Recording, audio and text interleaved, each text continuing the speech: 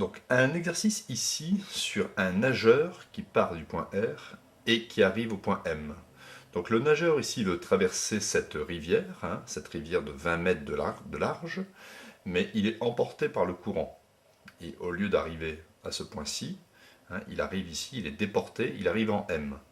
Nous avons ici un angle de 150 degrés, et on demande ici, dans cet exercice, la distance parcourue par le nageur. C'est-à-dire qu'on cherche la distance RM.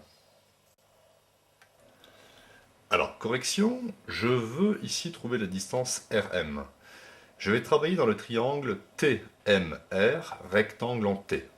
Les 20 mètres ici de la largeur de la rivière, je les retrouve forcément ici.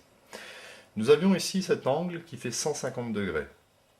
Étant donné que nous avons un angle droit ici qui fait 90 degrés, il est évident que cet angle-ci mesure 150 moins 90, ce qui nous fait un angle de 60 degrés. C'est l'angle T, je vais le marquer ici, TRM, 60 degrés. Je vais calculer le cosinus de cet angle, c'est-à-dire cosinus de 60 degrés, c'est le côté adjacent. Alors, le côté adjacent ici, à cet angle, c'est celui-ci. C'est TR, la largeur de la rivière, sur l'hypoténuse, le côté le plus long du triangle MTR, c'est la distance que je cherche. Je vais l'appeler RM, distance parcourue par le nageur. On obtient donc cosinus 60 degrés TR, c'est 20 mètres, divisé par RM. Et donc, en faisant un produit en croix, j'obtiens ici RM est égal à 20 fois 1, c'est-à-dire 20, divisé par cosinus 60 degrés.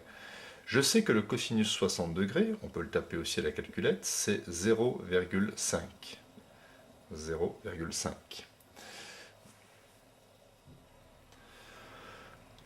Au final, la distance RM, après calcul, quand je divise par 0,5, c'est comme si je multiplie par 2. 20 fois 2, ça fait 40 mètres.